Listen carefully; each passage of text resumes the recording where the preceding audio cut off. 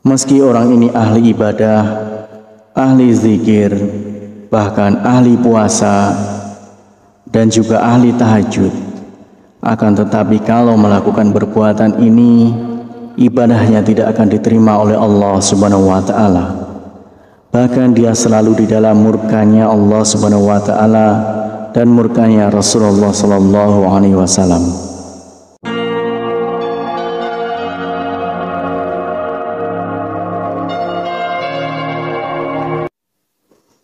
Bismillahirrahmanirrahim. Assalamualaikum warahmatullahi wabarakatuh.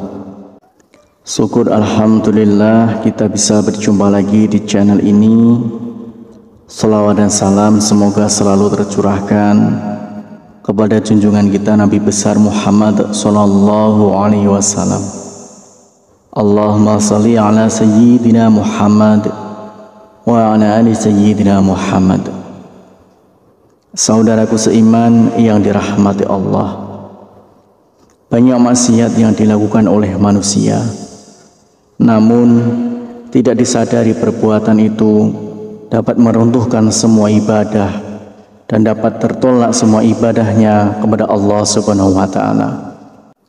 Meski orang ini ahli ibadah, ahli zikir, bahkan ahli puasa, dan juga ahli tahajud, akan tetapi kalau melakukan perbuatan ini, ibadahnya tidak akan diterima oleh Allah Subhanahu wa Ta'ala.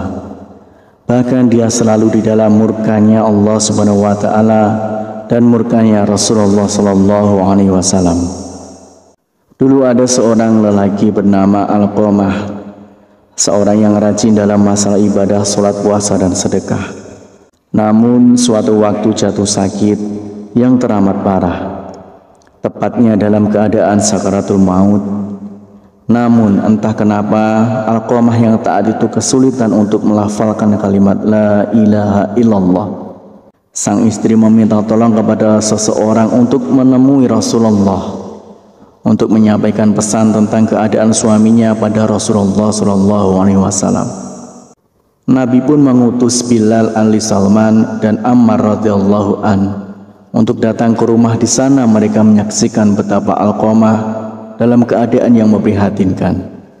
Mereka bertanya-tanya, bagaimana mungkin seorang yang taat pada Allah Subhanahu wa Ta'ala dan Rasulnya itu kesulitan dalam melafalkan kalimat la ilaha illallah.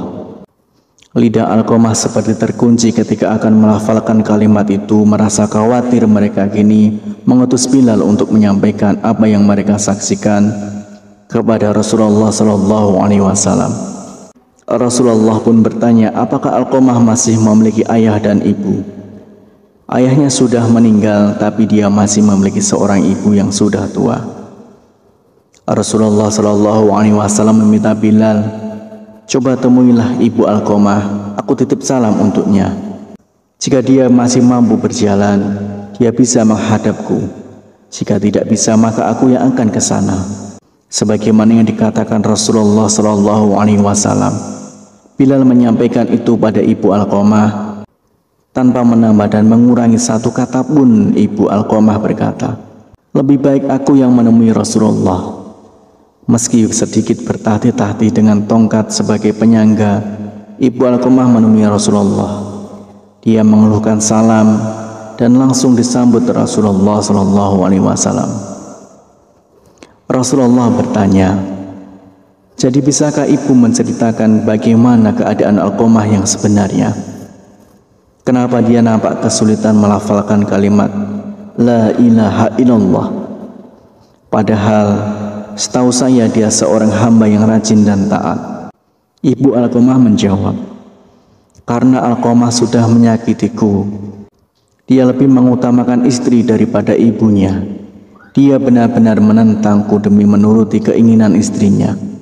Rasulullah pun mengangguk-anggukkan kepala, tanda mengerti bahwa yang mengunci lidah Alqamah hingga tidak bisa melafalkan kalimat la ilaha illallah adalah karena murka dari ibunya sendiri. Kemudian Rasulullah Sallallahu Alaihi Wasallam memanggil Bilal, menyuruh Bilal untuk mengumpulkan kayu sebanyak-banyaknya untuk membakar tubuh Alqamah. Ya Rasulullah, kenapa engkau mau membakar putraku di depan mataku? Bagaimana perasaanku nanti? Tanya ibu Alqamah sedih. Ya, bagaimanapun seorang ibu, mana bisa melihat putranya dibakar di depan mataku sendiri. Wahai ibu Alqamah, sejatinya siksa Allah nanti di akhirat akan lebih kejam. Segala amal yang dilakukan selama ini tidak dapat diterima oleh Allah karena terhalang akan siksamu. Kebajikan yang dilakukan jadi tidak berguna dan tidak bisa membantu selamat dari api neraka.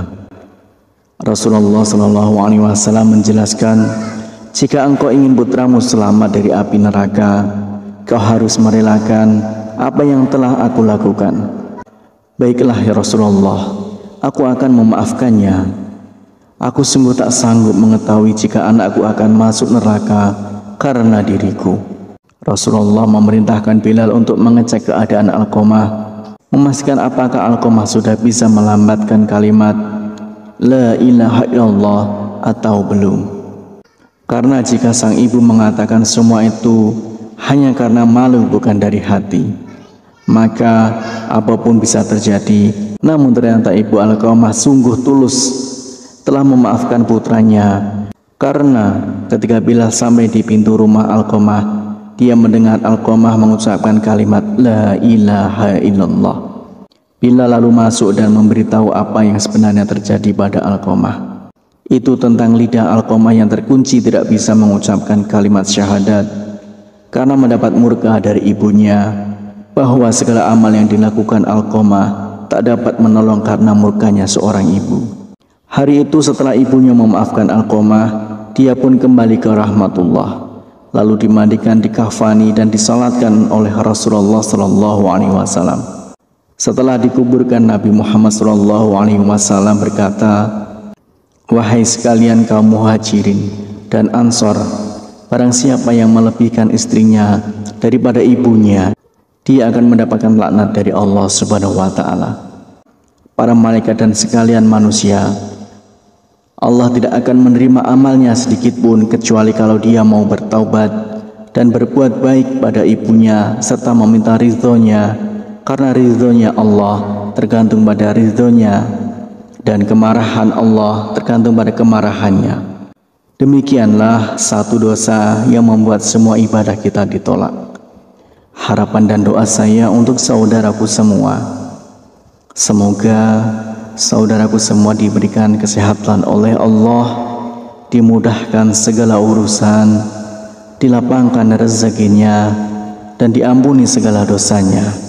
Amin ya rabbal alamin.